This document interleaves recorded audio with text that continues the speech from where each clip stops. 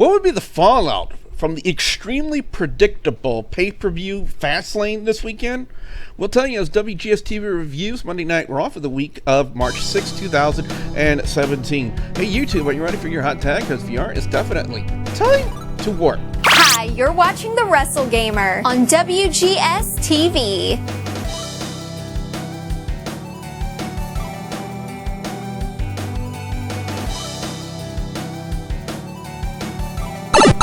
What's up, guys? I'm the Wrestle Gamer. Welcome back to another episode of WGS-TV right here on YouTube.com/WrestleGamer. If you guys like this video, be sure you slam that like button like a champ and leg drop that subscribe button for more content right here on my channel. And let me introduce my co-reviewer for the Raw review this week, ladies and gentlemen. You know him as the incomparable Lance Moss from YouTube.com/LanceMossTV. Lance, how you doing?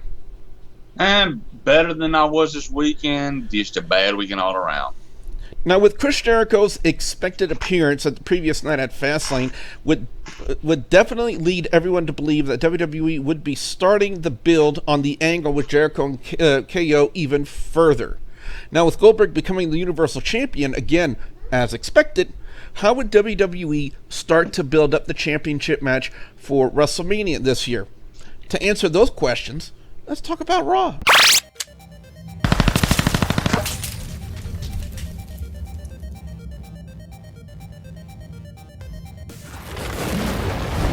Jericho would open up Raw this week by calling out KO to get a response from him about his betrayal, and in typical heel Owens fashion, Owens referred to Jericho as being nothing more than a tool. They would also set up a match for WrestleMania over the United States Championship, with the ending of this segment with a run-in with Samoa Joe and Owens first beating down Chris Jericho, then Sami Zayn would attempt to make a save, but it didn't work, and it ended with Chris Jericho making the save. Lance, when I first saw this happening, my initial thought, after seeing WWE pull off an angle like this so many times, initially, I was suspecting tag team match. Yeah, and when I first saw Joe hit the ring, since they didn't do the typical, you hear the music, then he just comes down. When he just hit the ring, for a second I thought somebody jumped the rail. You know what? It's possible. You know, it's happened before. But I gotta say, I still think it was a good opening promo. And what they did with the segment is they made two matches for the night, because from that it would be Sami Zayn and Kevin Owens and Samoa Joe and Chris Jericho. Good opening promo, Lance. I gotta go 3 out of 5. Yeah, that's fair, yeah. Now, as we already stated, the opening match was Sami Zayn taking on Kevin Owens. Not a bad opening match, all things considered, but I kind of felt, Lance, that this was a shorter match than usual before these two. Yeah, I mean, granted, I was talking to the guys last night, and pretty much when the draft happens, okay, they've said this is going to happen forever, or as long as the two guys are in the ring. What needs to happen, at least give us some separation between the two. Put Sami Zayn on SmackDown, put Owens on Raw, or vice versa. Just give us some time when it's not happening. I would have to agree with you on that one. There's really not much else we can say about the match. It wasn't really a bad match, but there's really not much to talk about, because we all expected Owens to go over, and he did just that with a pop-up powerbomb on Sami Zayn to pick up the win. I'm still saying it was still a good match, Lance. I'm going 3 out of 5. Yeah. Up next, the Cruiserweight Championship was on the line as Neville defended the title against Swann. I was thoroughly entertained with this match because Neville and Swann did not disappoint at all. I have to say, Lance, Neville and Swann worked what I consider to be an amazing match for Monday Night Raw. Oh, definitely. But my favorite part of what happened after, which was Austin Aries interviewing Neville about his match, which led to Aries attacking Neville after Neville provoked Aries, which was WWE's way of bringing Aries back into the ring, and more than likely it'll be Aries versus Neville for the Cruiserweight Championship, possibly at WrestleMania. Now, my thought about this one, Lance, is who's replacing Austin Aries on commentary on 205 Live? That I don't know. We'll find out tonight. Yep, this was a great match with great post-match activity. 3.95 out of 5 for me, Lance. Yeah. I'd almost say 4 for this one. Up next, the new Universal Champion Goldberg was out there to talk about his championship win when he would get interrupted by Brock Lesnar and Paul Heyman. I said on Sports Entertainment Tonight last week that WWE had to do something to reignite the feud with Lesnar and Goldberg to spark some interest in it because of the fact that we've seen it 3 times already, in a sense. 2 times. Once from 12 years ago, then Survivor Series, then Royal Rumble. So how would WWE actually keep fans interested for what was basically considered to be the 4th encounter with Brock Lesnar and Goldberg? What better way than, in my personal opinion, Lance, to throw in the title? Yeah. Now, I do have something to say about Goldberg going to WrestleMania right now. Since they're gonna make his ass get to the Performance Center, because his last 4 matches have been some of the worst crap I've ever seen in my life. And considering there's only been consisted of 2 moves each. Yeah, I mean, you got WrestleMania 20. Let's face it, that's probably one of the worst matches in WrestleMania history. You got the Survivor Series. I mean, how the hell do you get a Big 4 match that goes a Big 4-man event that goes under a minute and a half? Then the next show, under 30 seconds, get him to the Performance Center and teach that bastard how to work. Yep. Now, I gotta say this: what Brock Lesnar, F5, and Goldberg actually sold the promo for me, especially considering the fact that Lesnar is supposed to be the heel in this angle. So. No. And my final comment about this one is, thank goodness it was Heyman who did most of the talking in this promo. I gotta go 3 out of 5, Lance. I gotta go 4, because this is probably one of the best segments of the night. Up next, the Raw Tag Team titles were on the line in a rematch from Fastlane as Luke Gallows and Karl Anderson defended the titles against Enzo, Amore, and Big Cass. Now, with the big backstage confrontation with Cass and Enzo and Cesaro and Sheamus, that led me to believe that there wasn't going to be a clean finish in this match. And with Sheamus and Cesaro actually being out there, Lance, actually confirmed it for me even more. Oh, definitely. Now, granted, they lost by DQ, but, and I know it's next Monday, I think, they're doing the, find out who's going to actually win it. Yes. Or who's going.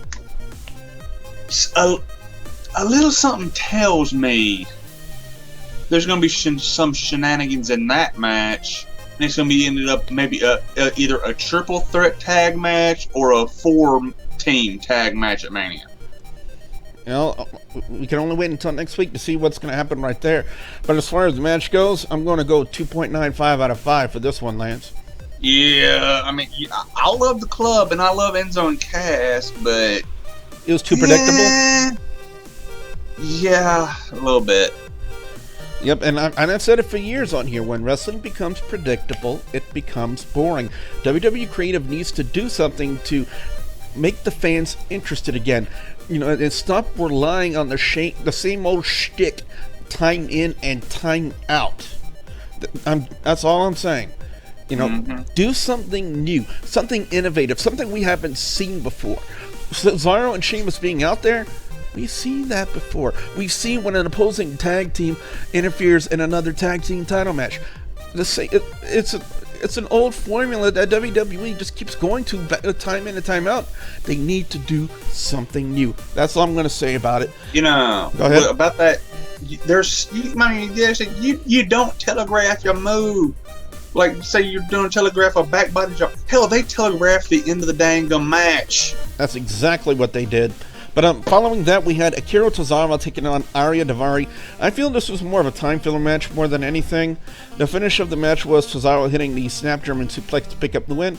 After the match, Tozawa would actually go on the microphone and call out Brian Kendrick and gave a weird response about 205 Live or something like that. I really couldn't make heads or tails out of what Brian Kendrick was saying. I don't know who's more confusing on the microphone, Lance, Brian Kendrick or Bray Wyatt. Well, I actually understood it. Okay, there's this thing where Brian Kendrick offered to be Tozawa's teacher or manager, or his guru, if you will. Yeah, that I knew. And the whole thing, and your next lesson will be that something. Yeah, but it's going to be on 205 Live tonight. Well, hey, they got to build a Bengal somehow. Yep. I'm going to give it a 3 out of 5 just because I like Akira Tozawa. Yeah. Now, up next, it was the New Day taking on the Shining Stars, and of course, Ariya with the New Day Lance. That means, of course, they're going to do the exact same thing with the New Day ice cream pops. Were you just cringing like I was Sunday night when I first saw that? You know, when that happened, I was actually in the bathroom, so I'm one of the lucky few wrestling fans who did not have to see that. I am so jelly of you right now. But anyway, with them whoring out the New Day ice cream pops and them hosting WrestleMania, you know what that means? Every week until Monday Night Raw, we're going to hear about the New Day ice cream pops. Now, how WWE will market the product still remains to be seen. Because, in fact, you know what? It wouldn't be a good idea to ship it from WWEshop.com because how would you keep the ice cream cold during that entire that? But having them sell it retail is another way they could go by having it in certain stores. Possibly, I know in the FYE store. I don't know if you're familiar with that store, Lance, but yeah, they have a lot of New Day merchandise, including boxes of Budio cereal. So I don't know. Well, there was a little something about what the phrase that they could sell it under is. Unipops. It melts in your mouth, not in your hand. Now, I've personally never tried Budios, and I'm not inclined to. But if other people like it, you know, that's their business. I mean, who am I to say anything about whether or not someone should eat a particular brand of product? Now, as far as this match goes, this was just the Shining Stars jumping out again to the New Day, with the finish of the match being them hitting the midnight hour on Primo to pick up the win. And Lance, did anybody else pick up on the fact that the New Day had different color microphones? No, and all I can say is, poor Epico and Primo. Who the hell did they piss off to get all these bad gimmicks? My score is a 3.25 out of 5. What's yours, Lance? Yeah, I'm probably 3. Up next, Mick Foley called out Bayley to talk about who her challenger was going to be at WrestleMania for the Raw Women's Championship, but she instead chose to talk about the controversy from Fastlane and how she didn't feel like a champion going into WrestleMania. Sasha Banks came out. Her and Bayley were in her gear, hint, to stake a claim at the championship. Charlotte, who wasn't in her gear, hint, came up to complain about her loss at Fastlane and said that she deserved another rematch, to which Stephanie McMahon agreed. That she and Mick Foley would then make a match between Charlotte and Sasha Banks for the bazillionth time. I mean, seriously, are there only 4 women on the Raw women's roster? Really? And if Bank wins that match, she's in the match at WrestleMania, as it will become a triple threat. She also made a match with Bayley and Sasha Banks, and as far as that match goes, Lance, I gotta say it was okay. Yeah, I mean, it wasn't on the caliber of their Iron Woman match or anything like that, but it was very good. Oh, yeah, I have to agree with you on that one. Charlotte was also decent on commentary as well, but they kept her out there so that way she could get involved in the finish of the match, which was Banks locking on the Banks demon on Bayley, and as she was by the ropes behind the referee's back, Charlotte would then shove Bayley back into the middle of the ring, forcing a tap out. Now, as far as your friendly neighborhood Wrestle Gamer is concerned, look for the Raw Women's Championship match at WrestleMania to become a triple threat match. I don't know if you would agree with that, Lance, but that's my feeling on it. Actually, since Sasha won, that's exactly what's going to happen. My score is a 3.75 out of 5. I'll give it a 3.5. After showing a video package of Seth Rollins rehabbing his injury, Michael Cole would then conduct an interview with Triple H, who would go on to pretty much just say the same thing about Seth Rollins that he said in his promo last week on Monday Night Raw. So I guess we don't really need to elaborate on that, because it was just basically, we're warning Seth Rollins, don't come to WrestleMania. It's basically the same thing, almost word for word, what he said last week, Lance. Basically, he is like, I am the game. I have to hurt you, yeah. Don't come to Mania. It'll be the all in your boy, yeah. Up next, it was Chris Jericho taking on Samoa Joe, and I do believe, Lance, as far as I know, that this was the actual first time Joe and Jericho have ever worked together, because I don't believe Jericho ever worked Ring of Honor, and we both know for a fact Jericho was never in TNA. So I do believe that this was the first time they've worked a match together, isn't it? See, I don't know, cause on a major company, probably, but I don't know if they could have met in an indie thing or something when Jericho wasn't really with the company. That I'm not sure. Well, as far as we know, this was the first time that they've worked together. So I was very interested to see what kind of chemistry they would have, and in the end run, they looked very decent. Because honestly, I have nothing bad to say about the match. Joe would lock on the Conquista clutch on Jericho on the outside, and as Jericho passed out, he would what? Jericho faced against Samoa Joe in Japan. In Japan? I think so. Double check on that info, and if we don't have an answer by the end of this video, guys and gals, I'll have an answer in the comment section below. But as far as this match goes, Joe would lock on the Conquista clutch on Jericho on the outside, and as Jericho passed out, he would get counted out. After the match, Joe tried to attack again, and Jericho would respond with the code breaker to ward off Samoa Joe. So now, Lance, we know that Jericho is working with Owens at WrestleMania. My question to you is, who will Samoa Joe be working with at WrestleMania? Oh, Zayn. You think they're going to continue that angle? Yeah. I mean, remember, at the beginning of the night, who hit the ring to help Jericho? You got a point there. I'm going to give my score a 3 out of 5. Yeah. I'll agree with that. Finally, what was supposed to be the rematch with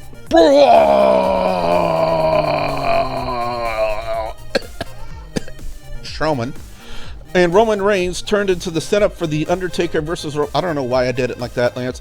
For the Undertaker versus... You get off on it. For the Roman Reigns match at WrestleMania.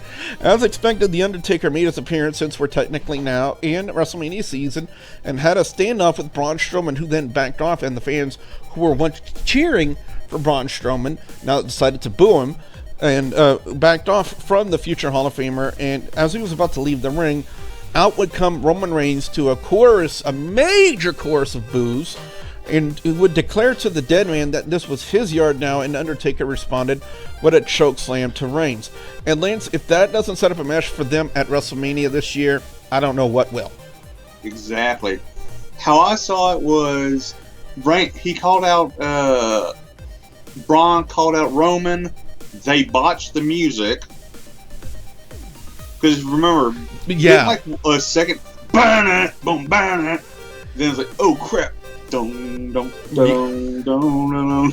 Yeah. Then he just stared his ass down, and basically, non-verbally, he said, "Boy, get the hell out of my yard." I kind of like how Braun played up to the crowd a little bit, and since the crowd were against Roman Reigns that night in Chicago, and he actually played up to the crowd quite nicely as a face. So I got to say, props to Braun for that one. Definitely. I'm going to give it a 3 out of 5, Lance. I gave it a 4. That was a good way to get it going. Overall score of Raw this week gets a 3.25 out of 5, with best match of the night going to the Cruiserweight Championship match, with worst segment of the night, Lance, listen to this, going to Corey Graves giggling at Austin Aries talking about his package. Feel free to giggle yourselves. I'd agree with all of that. All right, so you agree with that, the score and the picks for best and worst match or segment, Lance? Yeah. And probably worst spot has to go to, basically, there was one, like, right before a commercial. Oh, before you do that, I've just received confirmation that that match between Joe and Jericho in New Japan Wrestling was just a rumor. Worst spot was, like, in the Rick Swann Neville match, where he basically slammed his head on the apron. Ooh. They go to, and basically they took a shot of Rick Swann's face, but I'll put it like this: the lights were on, nobody was home. Yeah, gotta agree with you on that one. But anyway, guys and gals, that's been our thoughts on Monday Night Raw this week. What I want to know from you guys out there, the viewers and subscribers, your thoughts on Monday Night Raw. What are your overall scores? What are your picks for best and worst match or segment of Monday Night Raw this week? Definitely want to hear what you guys have to say. Be sure to put your comments in the comment section below. If you guys like this video, be sure you slam that like button like a champ. Lance, what can fans expect to see when they come visit your channel over on youtube.com/LanceMossTV? Well, on Mondays I do album or song covers or rants, and Redneck Gourmet's gonna be doing this summer. Wednesdays I do the Lance Moss TV and Friends. I never know who's gonna show up, but it's gonna be wild. And Fridays I do guitar builds. Be sure you guys check him out and like and subscribe to his channel. And if you guys want to see more of wrestling talk, what awesome gameplays right here on my channel, you know the two ways you got to do it. You got to leg drop the subscribe button and hit that bell icon to turn on notifications so that way you never miss out on another one of my videos here on WGS-TV. So with that being said, for the incomparable Lance Moss from Lance Moss TV, I'm your friendly neighborhood wrestle gamer, and I will see you next time right here on WGS-TV. Bye, guys!